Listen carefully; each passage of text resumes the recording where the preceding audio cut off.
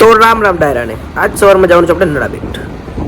તો જજામથી આગળ જે ત્યાં છે સુવઈ ગામ છે, સુવઈ ગામથી આપણે નડા બેટ છે જ્યાં કને ઇન્ડોર પાકિસ્તાન કી બોર્ડર 0 પોઈન્ટ ત્યાં કને જવાનું છે. તો સમૂહ ડિટેલ આપીશ. સબસ્ક્રાઇબ કરવાનું ચેનલને ભૂલતા નહીં અને ગુજરાતી મોટો બ્લોગર એટલે સપોર્ટ કરવાનું તમારું બને જ છે. હું અને મારી સાથે એક બીજું પણ ડ્યુક 125 છે અને આપણે 415 V4 અમે બંને સાથે જઈએ છીએ.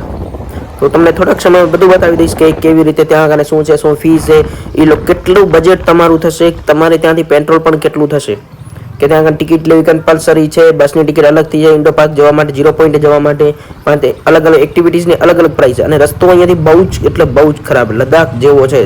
એકદમ ઓફ રોડિંગ કરી શકો તમે બાઇક લઈને આવો. એની તમે ગાડી લઈને આવો તો પણ ચાલે, બેટર છે, પણ બાઇક લઈને આવો ને ઓફ રાઇડિંગ કરવાની ખૂબ જ મજા આવશે તમને.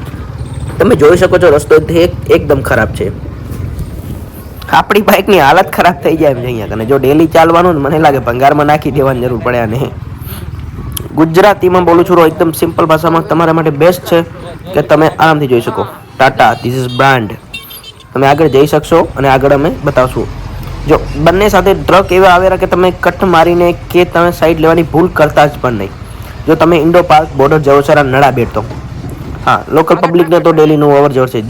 જો આ મોટા મોટી ભૂલ છે ભાઈની. જોયું સામેથી આવી ગઈ ને ટ્રક, હમણાં ગોબા ઉપડી જાય તને. મોરો જવા દૂધ કહેજો ટ્રક વાળો કે એ પછી દબાવવું પડે ને પછી જો ના તમે સાઈડમાં કરી શકો તો પણ તમારે એક્સિડન્ટ થવાની બહુ ચાન્સીસ છે. રસ્તો ખૂબ જ ખરાબ છે એટલે આગળ તમને સારામાં સારું બેસ્ટ લોકેશન વ્યૂ પણ મળશે.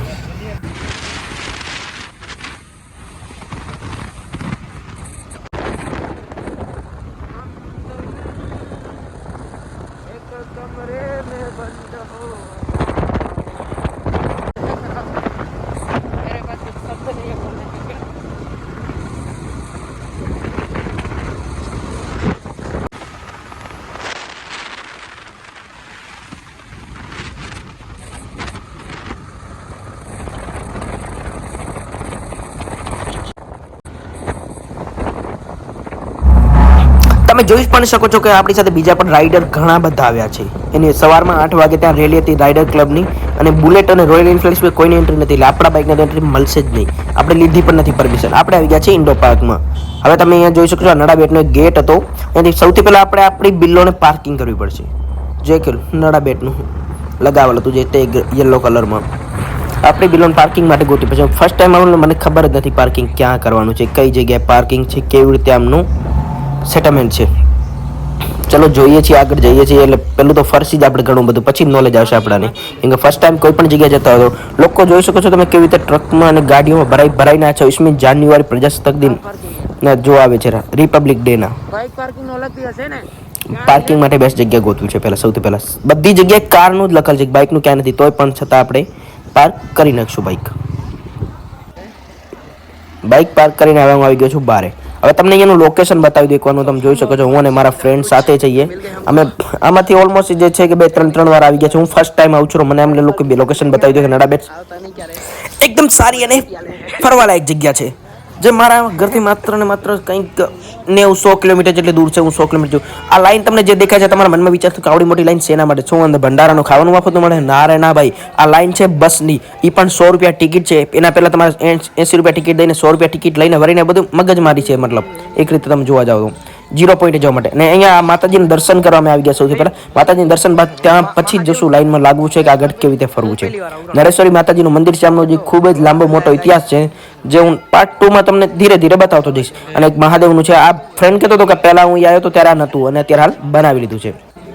આપણે અહીંયા જોઈએ એના અંદર જો એક ભોયરા જેવું કંઈક છે જેના અંદર ઋષિ મુનિઓને આપણું હિન્દુ ધર્મ સનાતન ધર્મનું અંદર બધું બતાવેલ છે. ઋષિ મુનિઓનો ઇતિહાસ ને એવી રીતે તમે જોઈ શકો છો. એની અંદર એક ભોયરા જેવું છે. મને પહેલાં લાગ્યું પરમિશન નહીં આપે પણ પરમિશન આપી દીધી. અને ફ્રીમાં ખાવાનું છે અહીંયા કને. 1 પણ રૂપિયો નથી. આ એક નિયમ છે કે એક પણ જૂઠું મેળવ્યું તો તમને ધોકો લઈને ત્યાંથી જબરદસ્તી ખવડાવશે. એટલે તમારે પ્રેમથી અન્નનો બગાડ બિલકુલ નથી કરવાનો. જમ્યા બાદ હું આવી ગયો બારે થોડુંક લોકેશન કંઈક આવું હતું. અને ત્યાં કંઈક છે મતલબ એમનો ઇતિહાસ છે. નરેશ્વરી માતાજીનો હિસ્ટ્રી છે આખા આખી એના અંદર રૂમની અંદર. ત્યાં જઈને તમને બગીચાની અંદર જો નાના છોકરાઓ રમે છે. અને સારું છે, મોટાઓને અલાઉડ નથી. 10 વર્ષથી નાના છોકરાઓ છે. જો ભાઈને જાવું તો પણ અલાઉડ નથી. એટલે આ ઘાસ નથી થતા યાર. અને ચલો અહીંયા બૂટ ઉતારીને પછી આગળ આપણે અંદર જઈશું. હું અને મારા ફ્રેન્ડ સાથે જ ઘૂમે છે. ચલો બૂટના કોઈ સ્પોન્સર થઈ જાય સારું, તૂટી ગયા છે બાઇકમાં સળગીને. જોઈ શકો છો તમને અહીંયા કને શ્રી નડેશ્વરી માતાજીનો સંપૂર્ણ ઇતિહાસ લખેલ છે, તે વાંચવા મળશે, નોલેજ મળશે. ઘણા લોકો છે જે વાંચે છે, ધ્યાનથી જોવે છે. હું પણ એમની સાથે આવી ગયો કે જોઈએ કેવી રીતે માતાજીનો ઇતિહાસ, હિસ્ટ્રી છે. સારું છે, હું એક યુટ્યુબર તરીકે સબસ્ક્રાઇબ કરવાનું ક્યારે ના ભૂલતા. મોટા આજુબાજુના વિસ્તારના ગુજરાતમાં તમને એકથી એક લેટેસ્ટ વિડીયો હું અપલોડ કરવાનો છું. બસ થોડુંક સપોર્ટની જરૂર છે, કેમ કે ભાઈ કંઈ પણ જાઉં ને તો પેટ્રોલ પહેલું બાઇકમાં પુરાવું પડે, અને પ્લસ સર્વિસ આવે, એ ખર્ચો મોંઘો પડી જશે. સબસ્ક્રાઇબ